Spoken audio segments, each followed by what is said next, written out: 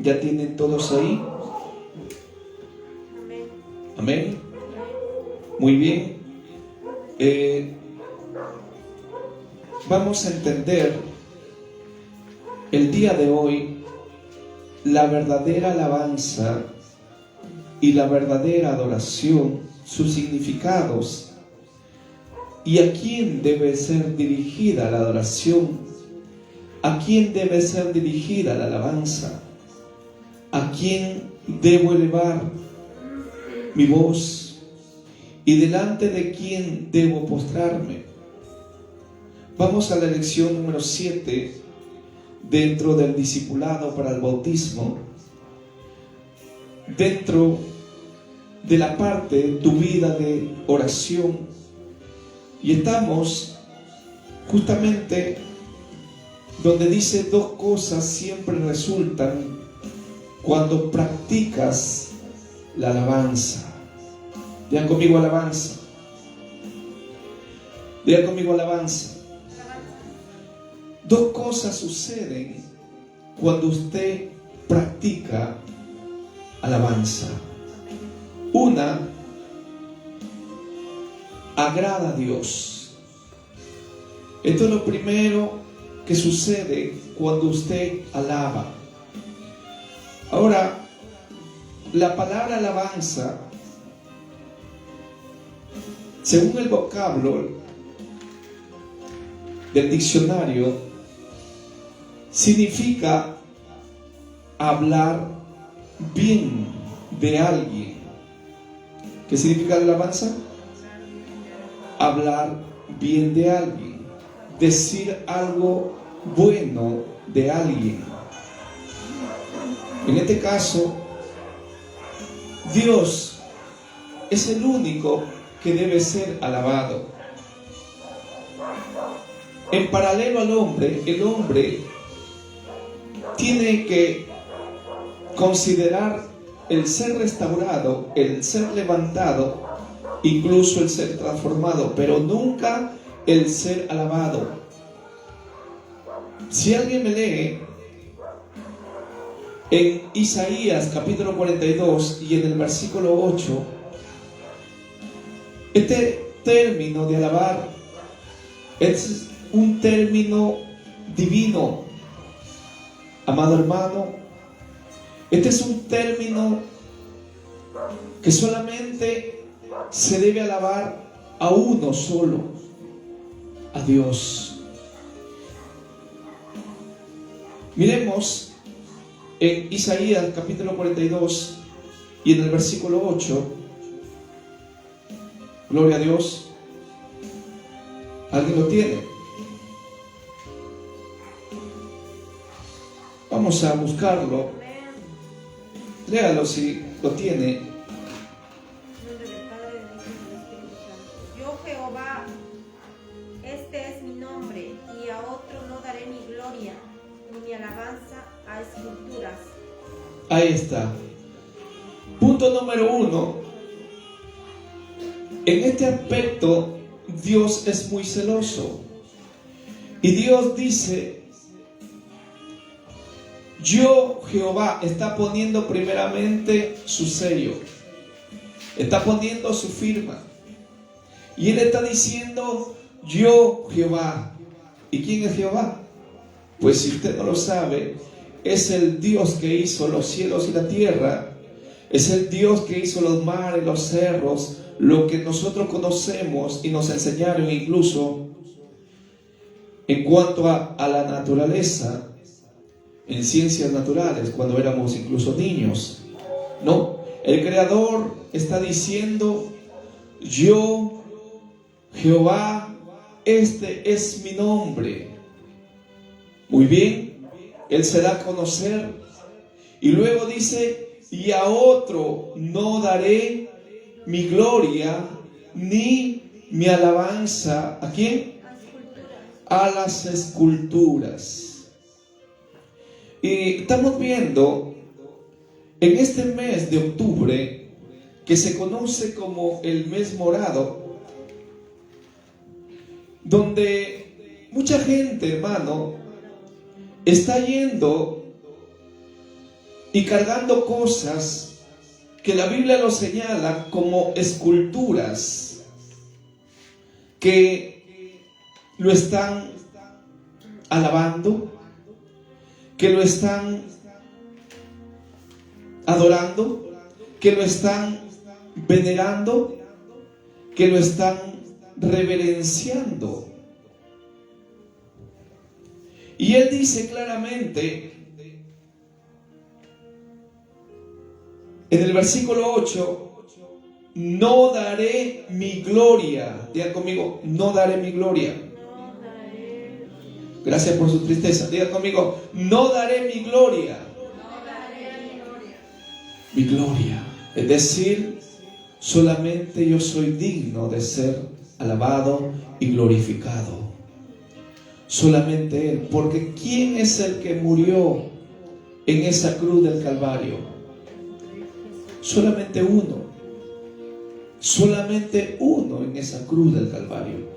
Y hubieron solamente no cruces, como podemos pensar o decir tal cruz, yo voy a tener que cargarlo, o tal escultura tengo que cargarlo, porque yo estoy cargando a Dios. Escucha esto, yo no necesito, dice Dios en su palabra, que la gente me cargue, porque ¿a qué vamos a comparar al Señor, hermano? ¿A una escultura? Miremos capítulos anteriores, capítulo 40. Isaías, capítulo 40. Y vamos a mirar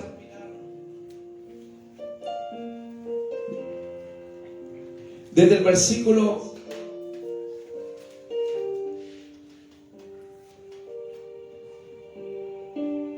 28.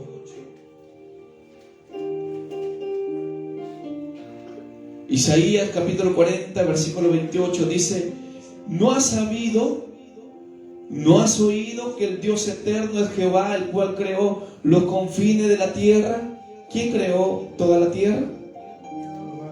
Solamente Él. No desfallece. Dios no desfallece, es decir, no se desanima, no se detiene, ni se fatiga con cansancio. Entonces mucha gente tiene que cargarlo porque piensan que esa escultura representa a Dios y hay que cargarlo.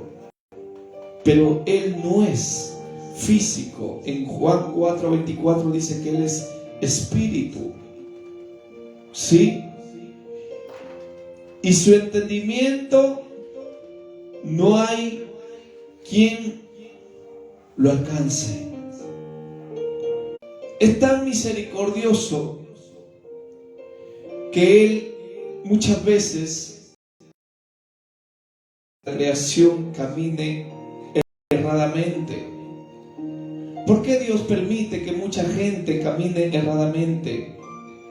Sirviendo esculturas, sirviendo imágenes, sirviendo a cosas creadas por el hombre. ¿Por qué Dios lo permite? Si Él es Dios solamente, ¿por qué permite que mucha gente camine en pos de ello? ¿Por qué? Porque Dios ha dado al hombre. Esa es la razón.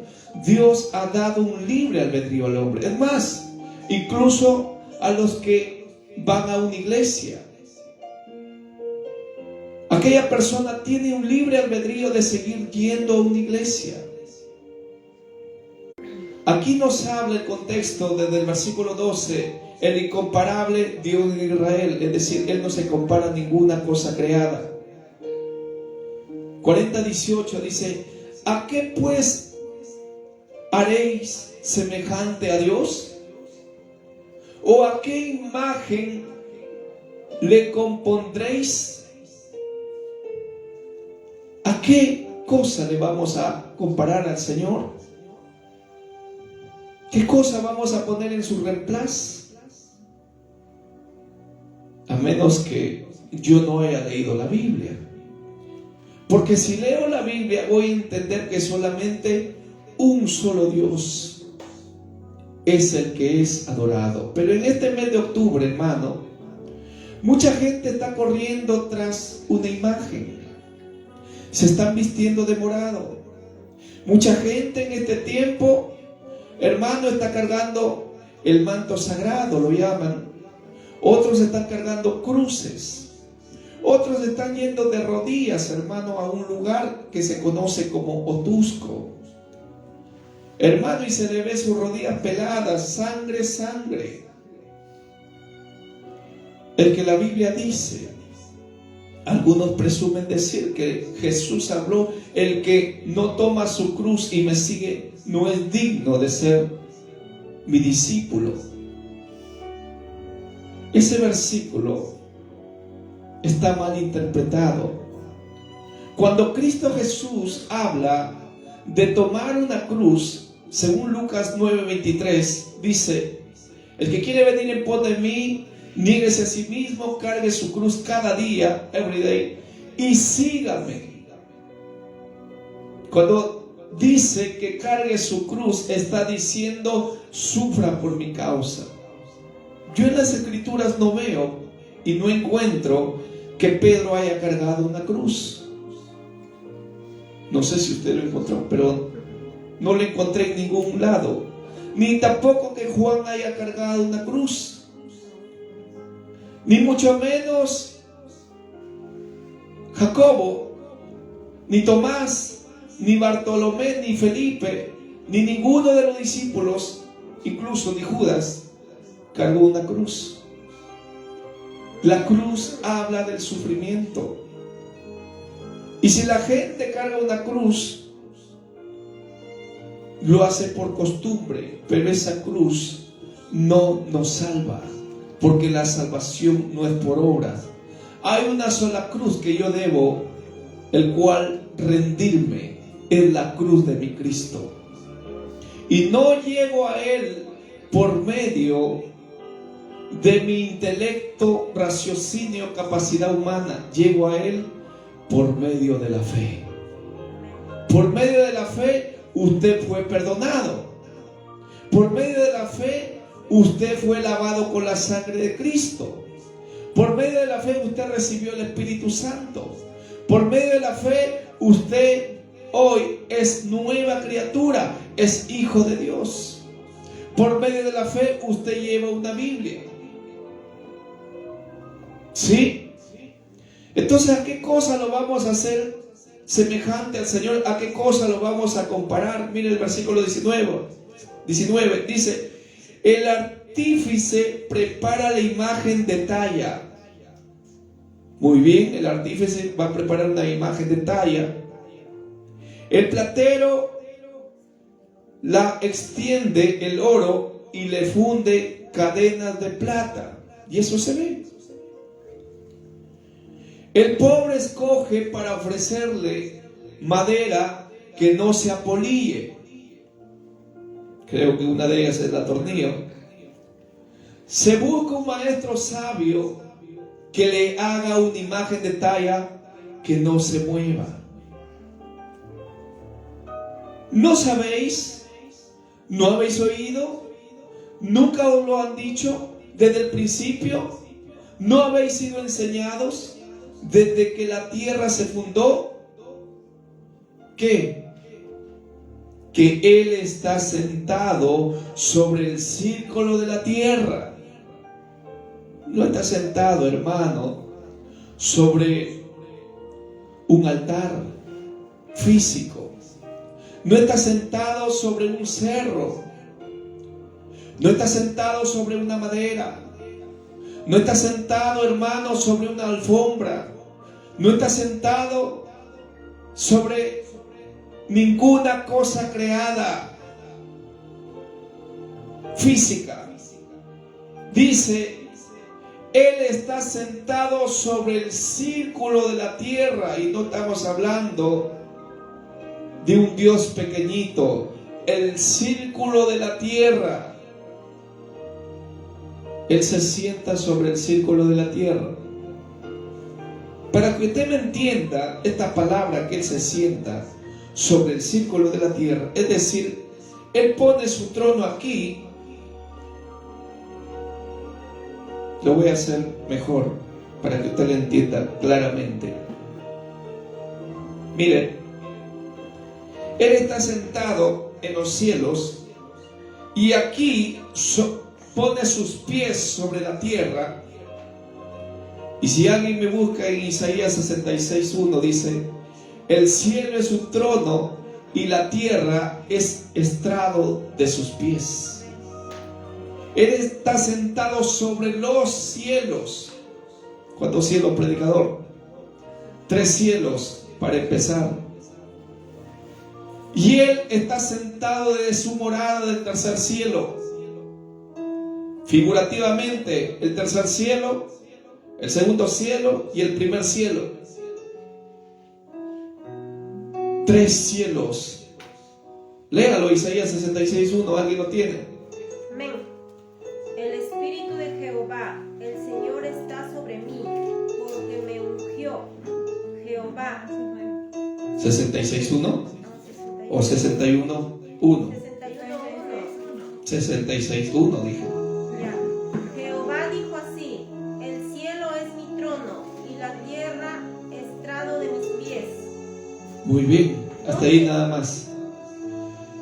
El cielo es mi trono. Ya hemos hablado de los 3 cielos. Y la tierra es estrado de mis pies. ¿Cómo yo lo voy a comparar a Dios entonces con una figura? Hasta le ponen el niño Manolito, una estampita. Pero predicador, nosotros no lo adoramos.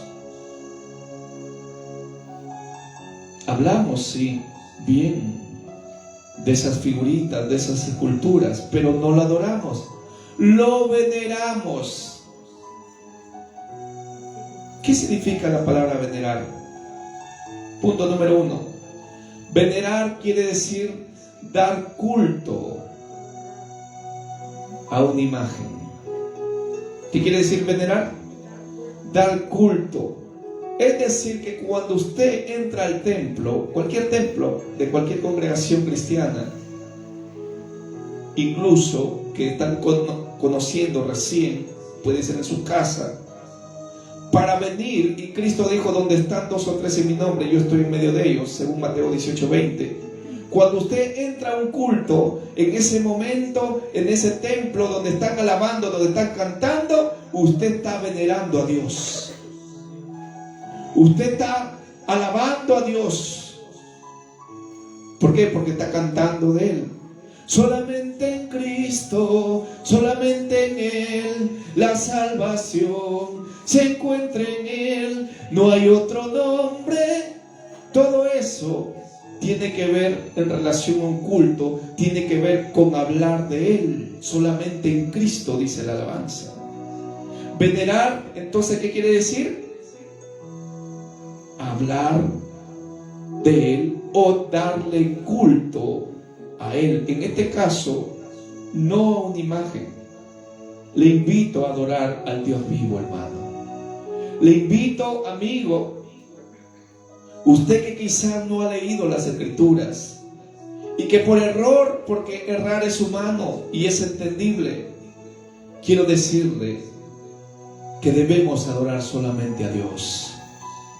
Debemos adorar a Dios.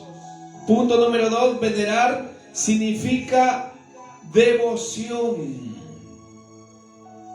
Devoción, es decir, mi devoción no debe ir ante una imagen.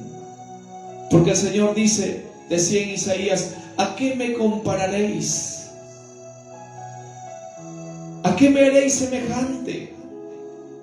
Y cada quien, hermano, tallando, haciendo sus esculturas, vendiendo, comprando, trayendo a sus casas cosas creadas por el hombre, cosas hechas por el hombre. En mi Biblia dice, entre Génesis y Apocalipsis, dice que el hombre no puede salvar al hombre, no puede ayudar al hombre. Si el hombre no puede ayudar al hombre, entonces ¿por qué hace una imagen? ¿Por qué hace una escultura? No, es que es una representación, un mediador. 1 Timoteo 2:5, alguien me lo lee. O para avanzar dice, porque hay un solo Dios y un solo mediador entre Dios y los hombres. ¿Qué dice? Jesucristo, hombre. Solamente Jesús. Solamente Él es el mediador. No, pero tengo a la madre de Jesús, la corredentora, porque si la madre de Jesús no hubiera estado, entonces Jesús no hubiera nacido. En parte es una media verdad, pero no quiere decir que tengo que alabar a María o venerar a María o cargar una figura de María. ¿Por qué? Porque María mismo, ella misma dijo de Dios, en el libro de Lucas, ella dijo que Dios era su Salvador. Cuando el ángel se presenta, Lucas capítulo 1, cuando el ángel se presenta y le dice, vas a concebir un hijo por obra del Espíritu Santo, y ella era una mujer virgen. Ojo, era, porque según Marcos 3:6, me faltaría tiempo, pero ya le di la cita, dice que Jesús, después que nació, tuvo 4 hermanos: José, Simón, Jacobo y Judas. 4 hermanos que él llegó a tener según la carne. Miren, cuando una mujer da a luz un hijo, seguirá siendo virgen. No es ofensa, es psicología, o por lógica o tema lógico se puede entender esto. ¿Sí? Si una mujer tiene 5 hijos, da a luz 5 hijos, porque entre todos los hombres fueron 5, el primogénito, el primero, fue Jesús, ¿seguirá siendo virgen? Yo pregunto. Y dice que dijeron, ¿no están aquí sus hermanos?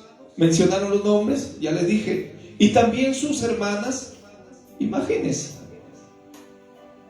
Ojo. ¿Y qué dijo María?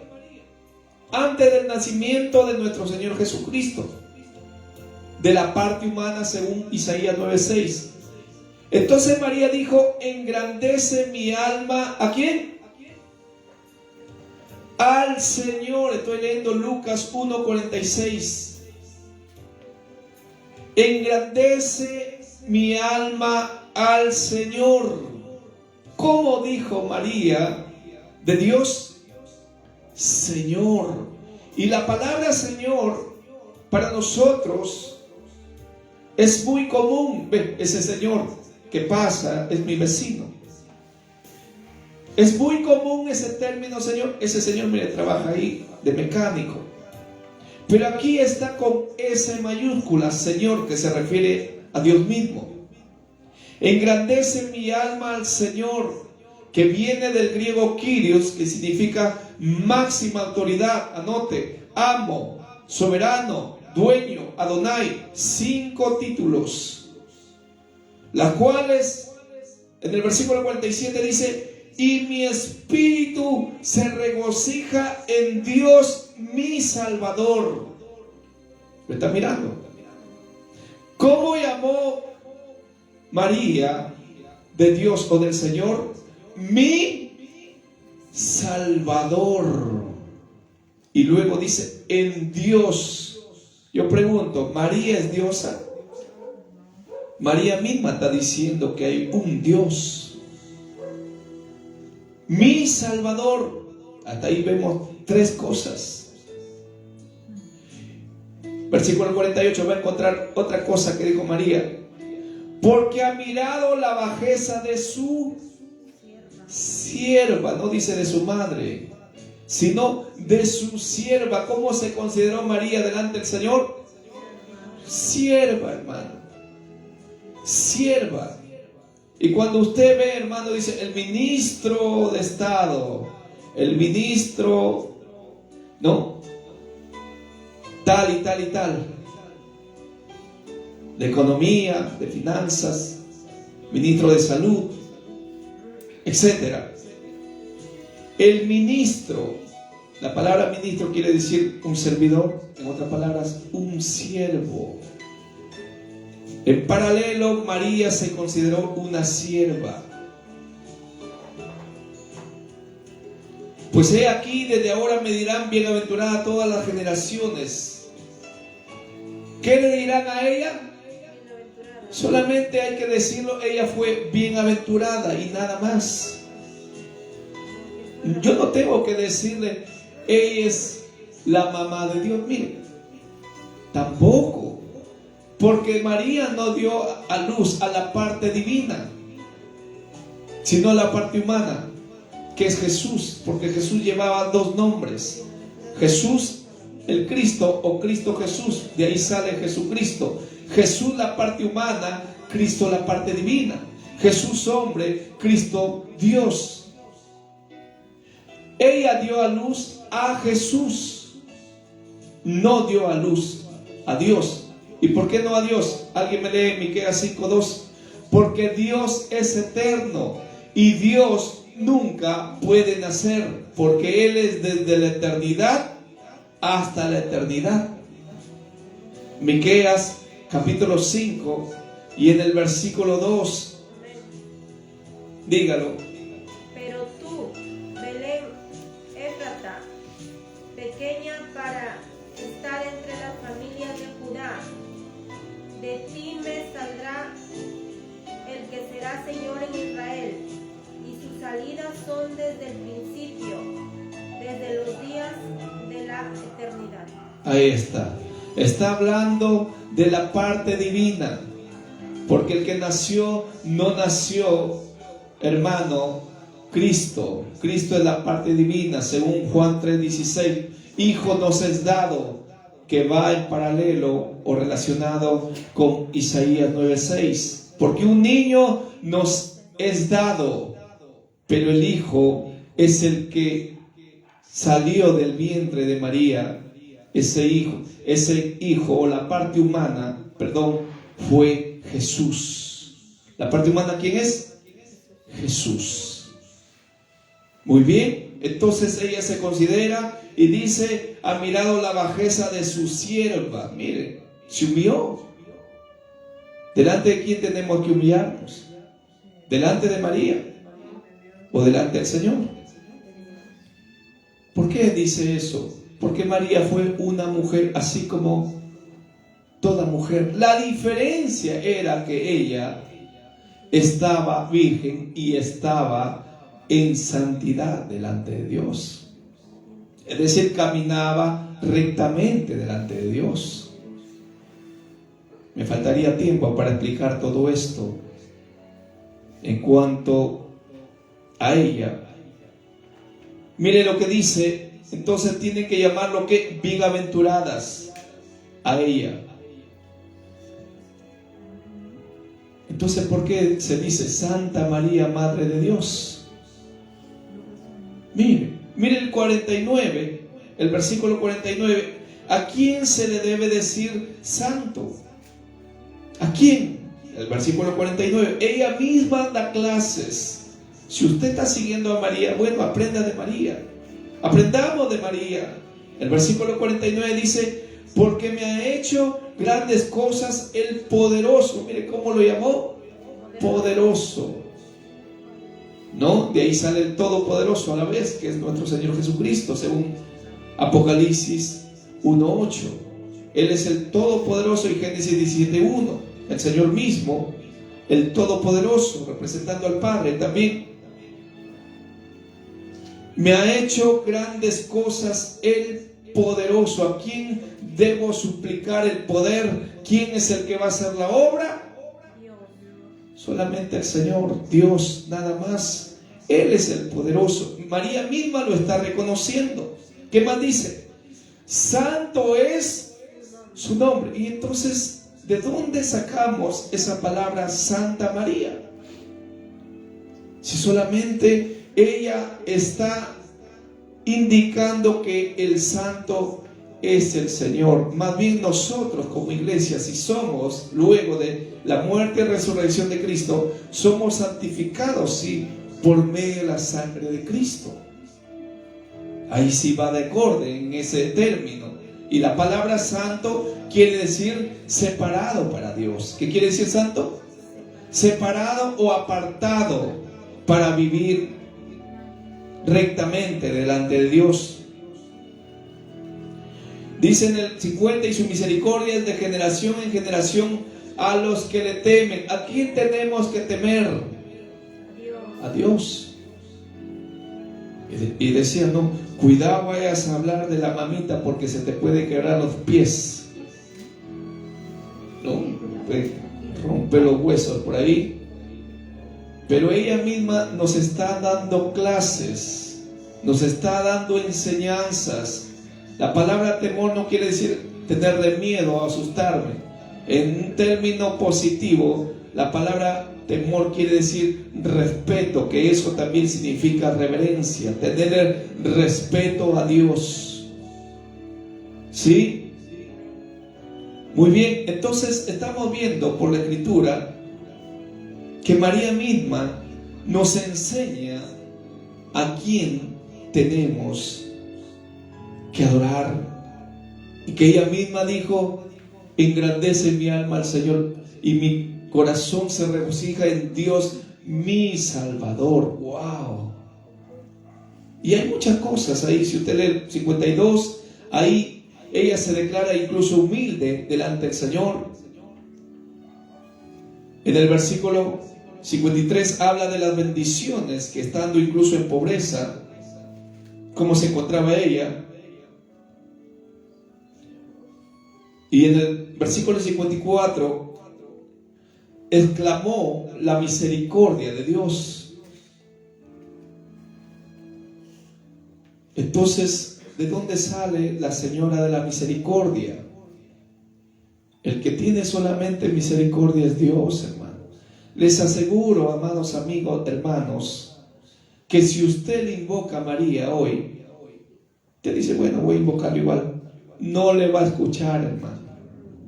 María ya no lo escucha, lamentablemente, porque María fue una persona así como nosotros. Eso quiere decir que no fue parte de la deidad divina. De la deidad divina solamente el Padre, el Hijo y el Espíritu Santo. Solamente los tres. Muy bien. Entonces, veneración quiere decir devoción. También respeto. 4, fervor. Eso es lo que quiere decir mi fervor. Y hermano, algunos hemos pensado que venerar solamente es como tener un cuadro, una imagen y nada más. Y no es idolatría. Luego vamos a entender la palabra veneración, qué más significa. Pero ese término de fervor es más que devoción. Ese término fervor quiere decir hasta derramar mis lágrimas delante de aquel que nos llamó, delante solamente de Dios.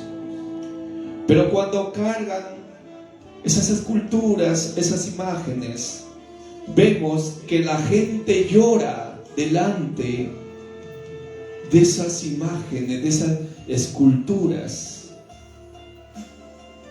Hermano, examine la Biblia. Examine la Biblia. Y examine el diccionario incluso de la Real Academia. Examine los sinónimos. Porque la Biblia dice, y aquel que llegue en este camino, el camino verdadero, que es el camino de Cristo, por muy torpe que sea, no se extraviará. Dios le va a abrir su entendimiento en cuanto a esta revelación. Fervor, se chancan el pecho, se golpean el pecho y dicen, así es, dicen, por mi culpa y por mi gran culpa. Escucha esto, aparte de que derrama sus lágrimas sobre esas esculturas, esas imágenes, aparte de ello, la palabra veneración quiere decir religiosidad. ¿Qué quiere decir veneración? Religiosidad. Escucha esto, la religión no cambia al hombre. Porque el religioso, hermano, yo me puedo golpear el pecho millones de veces en un día y al otro día estoy nuevamente con la botella. Goza la vida, paisano, que después de esta no hay quien te la goce.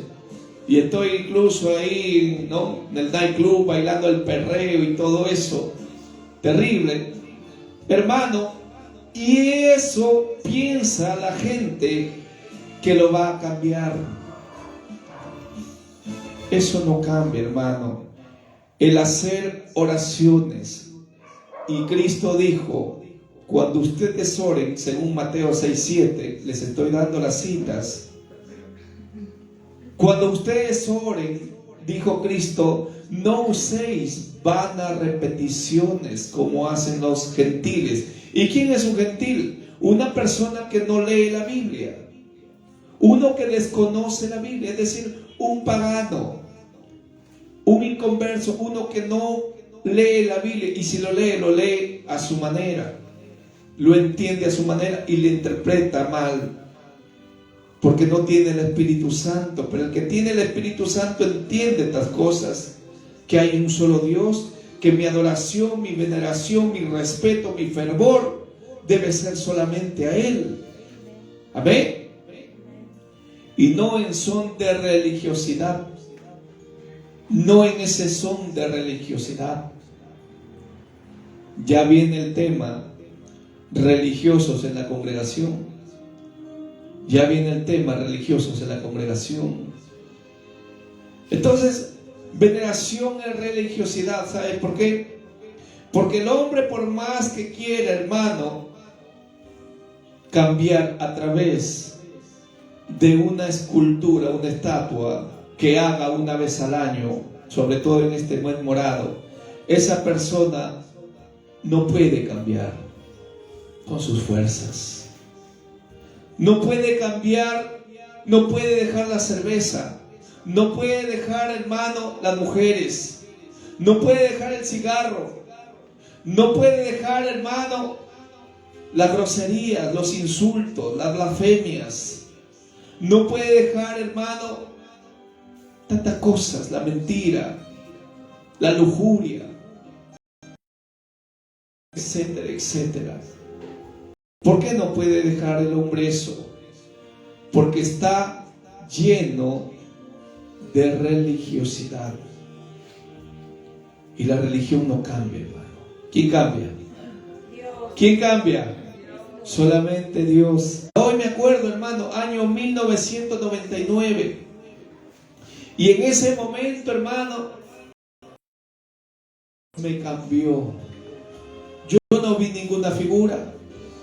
Yo no vi ninguna imagen, yo no vi ninguna escultura, pero hay uno que sí cambia, es solamente Dios. Solamente Él nos puede cambiar. El apóstol Pablo le está hablando a los hermanos de la iglesia de Corinto. El apóstol está dirigiendo a ellos en su carta y les va a amonestar. Porque en la iglesia de Corinto había mucha gente que tenía sus ídolos. Tenía, hermano, por decir así, el Cristo moral, el corazón de Jesús, la Santa Cena, y ahí representado a Jesús. Y tenía muchos cuadros de idolatría, tenía muchas imágenes, incluso colgado en el pecho, el niño Manuelito ahí. Y entonces el apóstol Pablo va a amonestar por el Espíritu Santo y le dice: ¿qué digo pues? ¿Que el ídolo es algo? ¿O que sea algo lo que se sacrifica a los ídolos? Ese sacrificio que la gente hace. Cada vez, hermano, que caminan, incluso algunos se van hasta de espalda, hermano, caminando hasta Otusco para ver a la mamita. Cada vez que uno hace un sacrificio, que se va de rodillas y llega con sus rodillas peladas, cada vez que uno hace su sacrificio y dice, yo he manto y tantas cosas, vestirle de oro, de plata, vestirle de diamante, vestirle de devoción, que veneración. Hermano, les aseguro que si una persona de ese calibre se arrepiente a Cristo, llega a ser más fiel que nosotros incluso. A su nombre. ¿Por qué? Porque esa gente, hermano, tiene una devoción muy grande hacia Dios. Y estar alerta porque Cristo viene. ¿Cuánto puede decir Cristo viene? Y si Él viene, tenemos que esperarlo. Tenemos que esperarlo con ese fervor. Pero esta vez, chanclas, hermano, la gente no lo está haciendo delante de Dios. Con los demonios. ¿Qué más dice? No podéis beber la copa del Señor y la copa de los demonios. Dos tipos de copas. Escucha esto, cuando uno toma la Biblia y yo digo, la Biblia dice que yo debo adorarle al Señor. Claro que hay que adorarle al Señor, pero voy y me postro delante de una imagen. Estoy haciendo lo contrario a lo que la Biblia dice. No estoy yendo delante de Dios, estoy yendo delante de un demonio. Y ese demonio, hermano, está recibiendo la adoración. Y según Isaías 42:8 que tomamos el texto, que el contexto tiene que ver que Él es el único Dios incomparable desde el capítulo 40. Hermano, entendemos que solamente de Él es la gloria. Y el diablo es muy audaz. El diablo, hermano, dice en 2 Corintios 4:4 que cegó el entendimiento de los incrédulos. Es decir, que muchas veces caminamos con vendas y esas vendas no nos hacen ver al verdadero, no nos hacen distinguir al verdadero Dios. Y de tanto costumbrismo, dogma y enseñanzas que nos han enseñado nuestros antepasados, como en 1 Pedro 1:18, la vana manera de vivir, dice ahí. Entonces pensamos que estamos haciéndolo bien, pensamos que estamos rindiendo culto a Dios, pensamos que nos estamos humillando delante de Dios, pero no es así. Lo estamos haciendo delante de ¿quién? Delante de un demonio. Y si yo tengo dos ídolos, me estoy postrando delante de dos demonios. Y si traigo 3 cuadros y lo pongo uno ahí a la entrada de la puerta, otro en el comedor y otro en la sala de noche o en la mesita de noche y otro en el dormitorio, miren, como 4 o 5 demonios ahí. Y se escuchó, no es ofensa, pero se escuchó, se dijo que desde el año 2020 no lo han sacado al Señor con S minúscula de los milagros. Desde el año 2020. Mientras que mi Cristo viene desde el año infinito. ¡Aleluya! ¡Gloria a Dios! Eso es poderoso, hermano. No lo entendió quizás. Desde el año 2020 no lo han sacado a pasear, hermano. No lo han sacado porque dice la pandemia, hermano. Hasta lo pusieron un bozal ahí. Terrible. ¡Wow! ¿Y quién está detrás de eso? Un demonio. Y de acuerdo a rango. Es el de la libertad, se le conoce. Y dentro de ello hay algunos que quizás no van a entender. Te invito a leer más la Biblia para entenderlo mejor. Dentro de ello, el diablo es bien astuto. Y lo encontramos en el tiempo de Cristo incluso.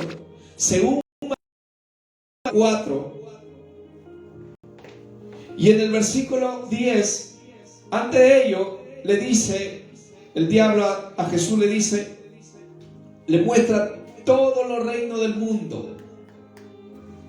Le mostró Etiopía, Asiria, la tierra cananea, los filisteos, todos los reinos del mundo de aquel entonces, los cretenses, árabes, islámicos, etc. Y le dijo, todo esto te daré si postrado me adorares. ¿Y qué le dijo el Señor? Lo echó fuera. Hónrenlo con su devoción sirviendo y apartándonos cada día del mal bueno, desde un pensamiento correcto, un pensamiento que agrade a Dios, un pensamiento que pueda, hermano, hacernos entender que solamente Dios va a compartir su gloria con nadie, con ningún ídolo, con ninguna imagen, y que detrás de ellos sabemos que están los mismos demonios. ¿Qué más dice el apóstol? El apóstol está amonestando a la iglesia de Corinto. Dice en el versículo 21, no podéis beber de la copa del Señor y la copa de los demonios. No podéis participar de la mesa del Señor y de la mesa de los demonios, hermano. Son dos mesas que tenemos que considerar, hermano, que hay una mesa digna del Señor, el cual se recibe por fe, pero hay otra mesa que no es la mesa de Dios. ¿Cómo reconocer, pastor, entonces cuál es la mesa de los demonios? Sencillo, donde usted ve hartazos ídolos, que algunos que parecen incluso espantapájaros, hermano, salga de ese lugar, hermano, porque usted no está yendo a adorar, hermano, ni a la mamita. Usted está yendo a adorar al diablo y a todos los demonios, por la Biblia. Y en Deuteronomio capítulo 32 empezaron, hermano, a hacer una fiesta. ¿Y que hay en Otusco cada sobre todo en diciembre? ¿Qué hay? La fiesta a la Virgen de la Puerta, que se conoce, ¿no? ¿Y cómo lo celebran? Bailando, tomando. ¿Eso será fiesta a Dios? Eso no es reverencia a Dios. ¿Se da cuenta que no les estoy hablando, hermano, amigo, amiga, promoción del colegio? No les estoy hablando del evangelio, no les estoy hablando, hermanos, del cristianismo. Les estoy hablando del verdadero Dios. Amén, gloria a Dios. ¿Sí? Por la Biblia, hermano. Miremos en Deuteronomio capítulo 32. Cuando ellos levantan, hermano, ese becerro Apis, que era uno de los ídolos abominables de Egipto, delante del Señor, dice la Escritura que el Señor se movió a celo, hermano, porque eso lo provoca, hermano, los ídolos. Eso lo provoca la idolatría. Le provoca celos al Señor. Usted no fue creado para adorar una creación, sino al Dios de toda creación. Mire lo que dice el versículo 21 de Deuteronomio 32. Ellos me movieron a celos con lo que no es Dios. Me provocaron y ese día murieron como 3,000 personas, hermano. Murieron por causa de que empezaron a adorar, parafraseando, a Changó, a Yamayá, a la Virgen de la Puerta, al Señor de los Milagros. por ese territorio que iba a la ciudad, y cuando está caminando, él ve y que hay, y entonces ponían flores y ponían cosas, y la mamá va y le da su besito y le dice: bendíceme. Es como cuando incluso el ladrón, había un hermano que decía: me iba allá a Otusco y le decía: Virgen de la Puerta, bendíceme para robar más. Y escucha esto: el pueblo de Israel era la nación predilecta, la amada, el especial tesoro. Era la nación, hermano, más considerada, que tenía las promesas del Señor. Y los gentiles, nosotros que no pertenecemos a Israel, de una manera civil específica, no hemos nacido ahí, en otras palabras, Dios dijo: los voy a provocar a hacerlo con un pueblo que no es pueblo. Nosotros éramos considerados, ojo, según la Biblia, los perdidos, los inmundos. En otras palabras, los puercos, porque estábamos sin Dios y sin esperanza. Y entonces dice en Juan 1:11: a los suyos vino, pero los suyos no lo recibieron. Y en el 12 dice: mas a todos los que le recibieron, les dio potestad de ser hechos hijos de Dios. Aleluya. Somos hijos de Dios. ¿Qué más dice? Lo provocaré a ira, dice, con una nación insensata. Wow. Mire el versículo 16: desempados, todos murieron, hermanos. Vieron ese poder, vieron esa gloria. El Señor les sacó con brazo extendido, incluso sepultó a sus enemigos, los egipcios, bajo el mar. De cosas ficticias, empezaron a tomar el modelo, hermano, de los egipcios. Incluso decían: oh, cómo extrañamos las cebollas, cómo extrañamos los ajos, cómo extrañamos el pescado. En parte decían: cómo extrañamos el ceviche peruano. Tremendo.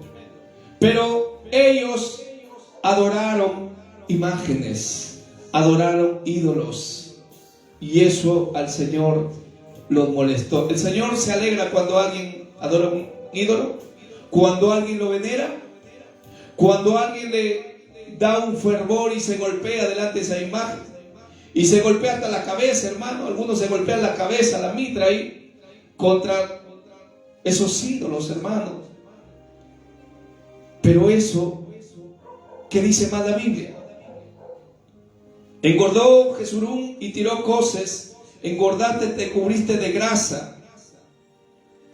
Entonces abandonó al Dios que le hizo y menospreció la roca de su salvación. Lo abandonó, lo dejó. Mientras Moisés, hermanos, estaba en el monte ahí, como 40 días, ellos dijeron: Moisés no viene, de repente le ha comido un lobo feroz, o un león, o lo ha comido un oso. Algo vamos a hacer, Aarón, le dijeron a su hermano: haznos dioses, con D minúscula. Estoy citando Éxodo 32, usted lo ve todo el capítulo, hermano. Y cuando la Biblia se refiere a los ídolos,